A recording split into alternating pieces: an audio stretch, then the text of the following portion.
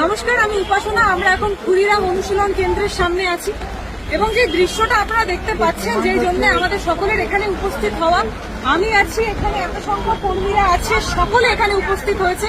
মূলত কি জানেন তো, by hook or by crook তারা বাংলাকে দখল করার যে ক্রমাগত নোংরা প্রচেষ্টা, বর্বর প্রচেষ্টা চালাচ্ছে, সেইটার আরেকটা উদাহরণ আমরা দেখলাম আজকে একদম ক্ষুদিরাম অনুশীলন কেন্দ্রের একদম সামনে।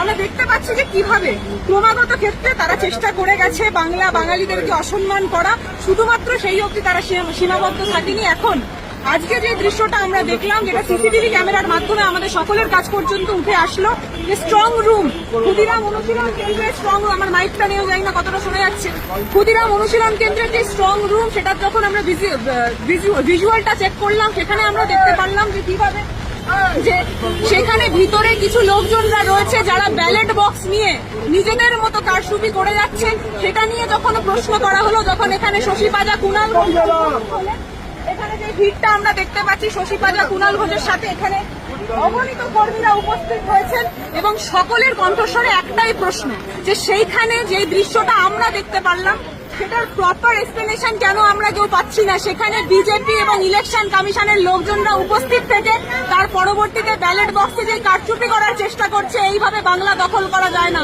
সমান দৃশ্য আমরা দেখেছিলাম যখন বাইরেন বিশ্বাস এই কথাটা তুলেছিল, যে 17 মিনিট ধরে স্ট্রং রুমের যে ভিজুয়ালটা, সেটা 17 মিনিট ধরে ব্লক করা হয়েছিল, বন্ধ করা হয়েছিল। সমান এখানে আমরা দেখতে পাচ্ছি যে স্ক্রিনে দেখা যাচ্ছে ভিতরে কিছু লোকজনরা রয়েছে, খুব স্বাভাবিকভাবে সেখানে উপস্থিত ছিল বিজেপি এবং ইলেকশন কমিশনের লোকজনরা, সেখানে অন্য দলের কোনো প্রতিনিধি ছিল না।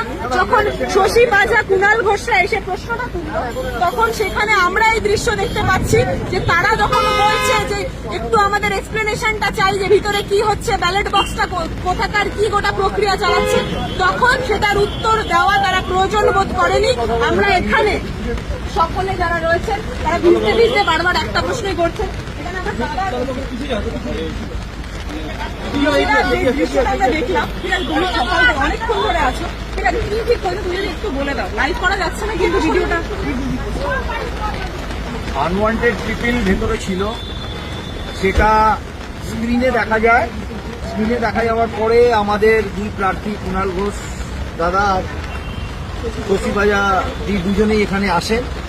আসার পরে আমরা খবরটা পাই, যেটা দেখা যায় যে ভেতরে যারা আছে, যে মানুষগুলো 8 থেকে 10 জন, সেই 8 থেকে 10 জন বেসিক্যালি কোনো একটা যে কারণেই ভেতরে ঢুকে থাকুক, সেটার সঙ্গে যখনই যাবে, তখন তৃণমূলের কোনো প্রতিনিধি হোক বা তৃণমূলের পাঠানো প্রতিনিধি হোক, তাদের থাকাটা জরুরি। যখনই স্ট্রং